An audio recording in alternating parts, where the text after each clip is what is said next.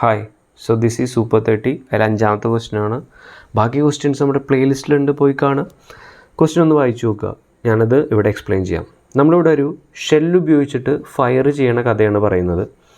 ആദ്യം നമ്മളിങ്ങനെ ഫയർ ചെയ്തപ്പോൾ ഇതിങ്ങനെ പോയി T1 സമയം കൊണ്ട് എന്ത് ചെയ്തു, R ഡിസ്റ്റൻസ് അകലെ പോയി വീണു. T1 സമയം കൊണ്ട് R ഡിസ്റ്റൻസ് അകലെ.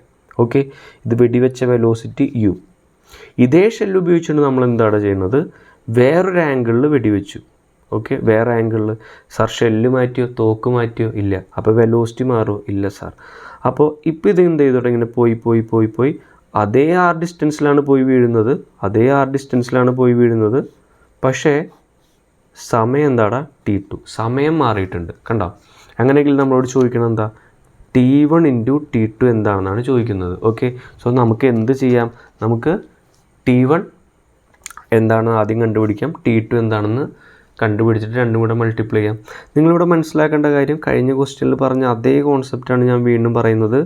സ്പീഡ് സെയിം ആണ്, അതുപോലെ R സെയിം ആണ്, അല്ലേ? ഇവിടെ സ്പീഡ് സെയിം ആണ്, R സെയിം ആണെങ്കിൽ ഓക്കെ, ഇതെപ്പോഴാണ് സാർ നടക്കുക?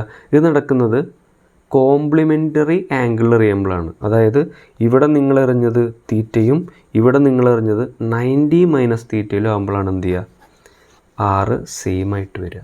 ഓക്കെ, അപ്പോൾ ഇവിടെ നമുക്ക് T1 എന്ന് പറയുന്നത് ടൈം ഓഫ് ഫ്ലൈറ്റ്, ഇവിടെ നിന്ന് ഇവിടെ വരെ എത്താനായിട്ടുള്ള ടൈം ഓഫ് ഫ്ലൈറ്റിൻ്റെ ഇക്വേഷൻ എന്താ സാർ? ടൈം ഓഫ് ഫ്ലൈറ്റിൻ്റെ ഇക്വേഷൻ എന്ന് പറയുന്നത് 2u sin θ/g. ഓക്കെ, അപ്പോൾ T1 എന്ന് പറഞ്ഞാൽ എന്തായിരിക്കും sir? 2 × velocity u × sine angle എത്രയാണ് സാർ? θ/g. ഇത്രയേ ഉള്ളൂ. ഇനി T2 എന്ന് പറഞ്ഞാൽ എന്തായിരിക്കും? ഈ സമയം എന്തായിരിക്കും സാർ? 2 × വെലോസിറ്റി എന്താണ് സാർ? u ആണ്, അല്ലേ? u × സൈൻ ഓഫ് എറിഞ്ഞ ആംഗിൾ എത്രയാണ് സാർ? തീറ്റയാണോ? അല്ല, 90 - θ എന്ന് ഇട്ട് കൊടുക്കണം. Okay, /g. സാർ ഇനി നമുക്ക് എന്താ, T1 × T2 അല്ലേ കണ്ടുപിടിക്കേണ്ടത്? T1 × T2 നമ്മൾ എന്ത് ചെയ്യുന്നു, രണ്ടും കൂടെ മൾട്ടിപ്ലൈ ആണ്.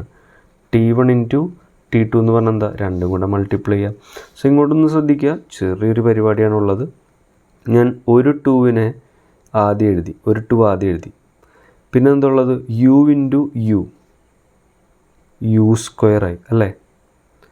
പിന്നെന്താണുള്ളത്, അടുത്തൊരു 2 കൂടി ഉണ്ടല്ലേ, × 2 അവിടെ എഴുതി. പിന്നെ സൈൻ തീറ്റ, സൈൻ 90 - θ, ഒരു സൈൻ തീറ്റ അവിടേക്ക് എഴുതി.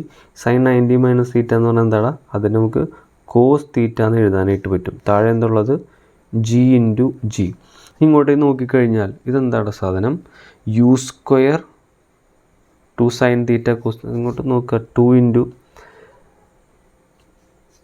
u square × 2 sine theta cos തീറ്റനെ എങ്ങനെ എഴുതാം, സൈൻ 2 θ എന്ന് എഴുതാം, /g × g.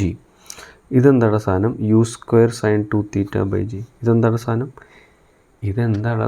ഇത് നമ്മുടെ റേഞ്ചിൻ്റെ ഇക്വേഷനാണ്, അല്ലേ? So this is equal to 2 × R/g.